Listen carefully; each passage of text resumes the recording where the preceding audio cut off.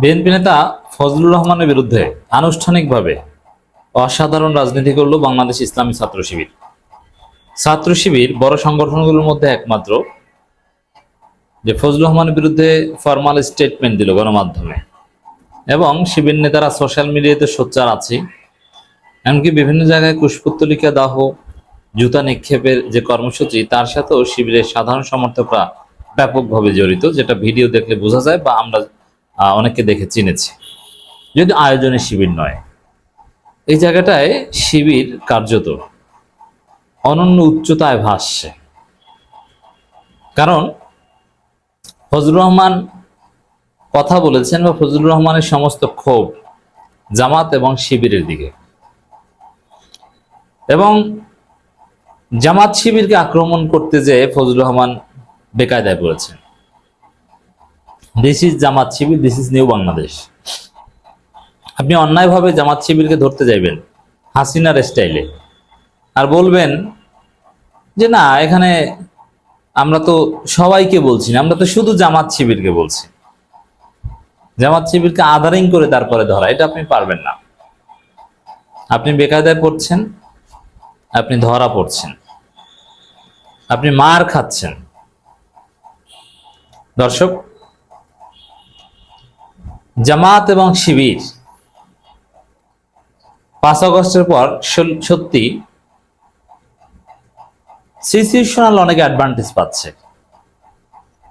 যেমন এই যে ফজু পাগলা জামাতের বিরুদ্ধে বলতে গিয়েছে, শিবির আনুষ্ঠানিক বিবৃতি দিয়েছে। 97 সংগঠন ফজু পাগলার গ্রেপ্তার এবং বিচার দাবি করেছে। ঢাকা বিশ্ববিদ্যালয়ে ফজু পাগলাকে অবাঞ্ছিত ঘোষণা করা হয়েছে। কিন্তু আপনি যদি দেখেন যে ফজলুর রহমানের সব ক্ষোভ বক্তব্য ছিল জামাত শিবির বিরুদ্ধে। কালো শক্তি কিন্তু শুধু জামাত শিবিরকে বলেছে, আর জামাত শিবিরের সাথে সংশ্লিষ্ট করে অনেক কিছু বলার চেষ্টা করেছে। অতএব তার বেসিক বক্তব্যটা কিন্তু শিবিরের বিরুদ্ধে। অর্থাৎ শিবিরের বিরুদ্ধে বললে কি হয়, শিবিরের সাথে লাগতে গেলে কোন বেকায়দায় পড়তে হয়। সবাই মিলে যে আপনাকে জুতা পেটা করবে, এখন আপনার দল থেকেও যে বহিষ্কার করতে হবে, অথচ আপনার ব্যাখ্যা কিন্তু এটা যে আমি জামাত শিবির কালো শক্তি বলেছি, কিন্তু আপনার রক্ষা নাই। অতএব জামাত শিবির যে বাংলাদেশে কোন জায়গায়, আশা করি ফজলুর রহমান এবার হারে হারে টের পাবে।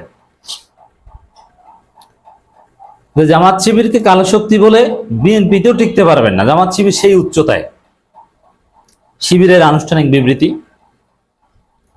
বিএনপি চেয়ারপারসনের উপদেষ্টা ও নিষিদ্ধ ছাত্রলীগের সাবেক কেন্দ্রীয় সভাপতি। এর পরিচয়টা, ফ্রেমিংটা দেখেছেন কত সুন্দর। চেয়ারপারসনের উপদেষ্টা এবং নিষিদ্ধ ছাত্রলীগের সাবেক সভাপতি ফজলুর রহমান কর্তৃক জুলাই আন্দোলনকারীদের কালো শক্তি বলে মন্তব্যের তীব্র নিন্দা প্রতিবাদ জানিয়েছে বাংলাদেশ ইসলামী ছাত্র শিবির। এক যৌথ প্রতিবাদ বার্তায় সংগঠন কেন্দ্রীয় সভাপতি জাহিদুল ইসলাম ও সেক্রেটারি জেনারেল নুরুল ইসলাম সাদ্দাম এর নিন্দা জানান। বিবৃতিতে নেতারা বলেন, জুলাই অভ্যুত্থান ছিল ফ্যাসিবাদী শাসন ব্যবস্থার বিরুদ্ধে ছাত্র জনতার ঐক্যবদ্ধ সংগ্রাম। সহস্রাধিক মানুষের জীবন, হাজার হাজার মুক্তিগামী জনতার রক্ত ও ত্যাগের বিনিময়ে 2024 সালে 5 আগস্ট দীর্ঘ 16 বছরের স্বৈর শাসন থেকে দেশবাসী আজাদী লাভ করে। অথচ জাতিকে নতুন বাংলাদেশ উপহার দেয়া সেই ঐক্যবদ্ধ শক্তিকে কালো শক্তি হিসেবে আখ্যায়িত করে প্রকারান্তরে জুলাই অভ্যুত্থানকেই প্রশ্নবিদ্ধ করা হয়েছে। আমরা তার ধৃষ্টতাপূর্ণ বক্তব্যের তীব্র নিন্দা প্রতিবাদ জানাই। অতএব আপনি শুধু জামাত শিবিরকে আদারিং করে কালো শক্তি বলার চেষ্টা করো, পার পাবেন না। আপনাকে গর্তের মধ্যে পড়তে হবে। নেতারা বলেন, আমরা গভীর উদ্বেগের সাথে লক্ষ্য করছি সাবেক ছাত্রলীগ নেতা ফজলুর রহমান দীর্ঘদিন ধরে আওয়ামী বয়ান প্রচার করে যাচ্ছেন। অভ্যুত্থানকে অপশক্তির ষড়যন্ত্র বলে ফ্রেমিং করছেন। এমনকি অভ্যুত্থানের নেতৃত্বকে ক্রমাগতভাবে রাজাকারের বাচ্চা বলে তীব্র কটাক্ষ করে যাচ্ছেন। অতএব যারা জামাত শিবিরের বিরুদ্ধে রাজাকার স্লোগান দিচ্ছেন, তাদের জন্য এটা একটা ইঙ্গিত, ইশারা যে সামনে আপনাদের কপালে কত বড় বিপদ আছে। এক ফজু পাগলাকে দেখে শিক্ষা নেন। শুধু তাই নয়, ফ্যাসিবাদের প্রতীক আওয়ামী মুজিববাদ ফিরিয়ে আনার প্রয়াসে নানান ভঙ্গিমায় তিনি মুজিব বন্দনাও প্রচার করে যাচ্ছেন এবং অযাচিতভাবে মুক্তিযুদ্ধকে জুলাইয়ের মুখোমুখি দাঁড় করানোর ষড়যন্ত্র চালিয়ে যাচ্ছেন। জামাতকে বা শিবিরকে একাত্তর বিরোধী বলে কোনো লাভ নেই। জামাত শিবির একাত্তর বিরোধী নয়, তারা একাত্তরকে পুরোপুরি ধারণ করে। এটা স্পষ্ট জামাতের সব বক্তব্যে। কিন্তু একটি দলের প্রধানের উপদেষ্টা পদ থেকে ধারাবাহিকভাবে বক্তব্য দেওয়া হলো, তার বিরুদ্ধে দলীয় কোনো ব্যবস্থা নেওয়া হয়নি, বরং তাকে প্রশ্রয় দেওয়া হচ্ছে। তারেক রহমান নাকি বাহাবা দিয়েছেন ফজলু পাগলাকে। তো এই জায়গাটায় আমরা যেটা বলবো যে এই যে দেখেন, জনগণ জুতা টুতা মারা শুরু করেছে, তারপরে না শোকজ করেছে।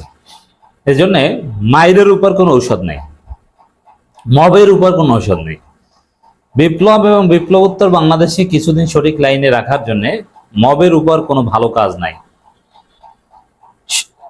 জাহিদ সাদ্দাম আরো বলেন, ফজলুর রহমানের বক্তব্যে ফ্যাসিস্ট হাসিনার প্রতিচ্ছবি স্পষ্ট। তিনি জুলাই যোদ্ধাদের তুচ্ছ তাচ্ছিল্য করে এবং অভ্যুত্থানের শক্তিগুলোর মধ্যে বিভাজন সৃষ্টির মাধ্যমে আসলে জুলাই গণহত্যাকে বৈধতা দেওয়ার অপচেষ্টা চালাচ্ছেন।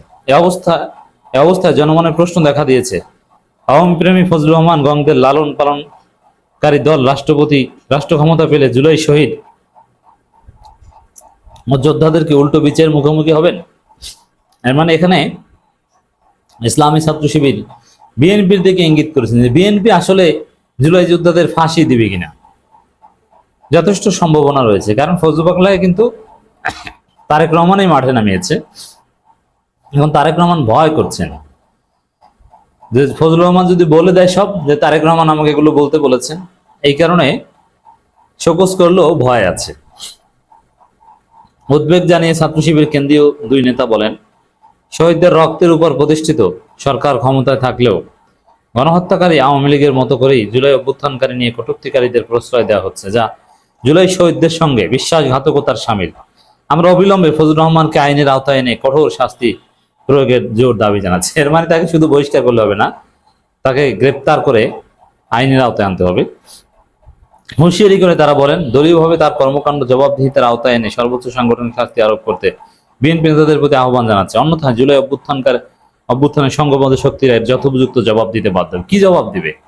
এই যে ঢাকা বিশ্ববিদ্যালয়, কিশোরগঞ্জ সহ বিভিন্ন জায়গায় অবাঞ্ছিত ঘোষণা করা হয়েছে, এরকম তাকে জুতা দিয়ে পিটিয়ে হাত পা ভেঙে দেওয়া হবে। জুলাই যোদ্ধারা এটা করবে, তারপরে বিএনপি মজা পাবে যে বিএনপি নেতাকে পিটিয়েছে মানুষ। শিবির অসাধারণ ঘটনা ঘটিয়ে দিয়েছে।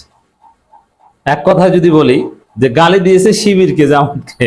বাংলাদেশে তোলপাড় তৈরি হয়েছে, এনসিপি নেমে গিয়েছে, জুলাই যোদ্ধারা নেমে গিয়েছে, শিবির নিজেরা বিবৃতি দিয়েছে, আবার 97 সংগঠনের যৌথ বিবৃতি, যার মূল কথা এটাই যে ফজলু পাগলাকে গ্রেপ্তার করতে হবে, আইনের আওতায় আনতে হবে এবং বিএনপি থেকে স্থায়ীভাবে বহিষ্কার করতে হবে। নিজ এলাকায় তিনি অবঞ্চিত হয়েছেন, ঢাকা বিশ্ববিদ্যালয়ে অবঞ্চিত হয়েছেন, দেখেছেন।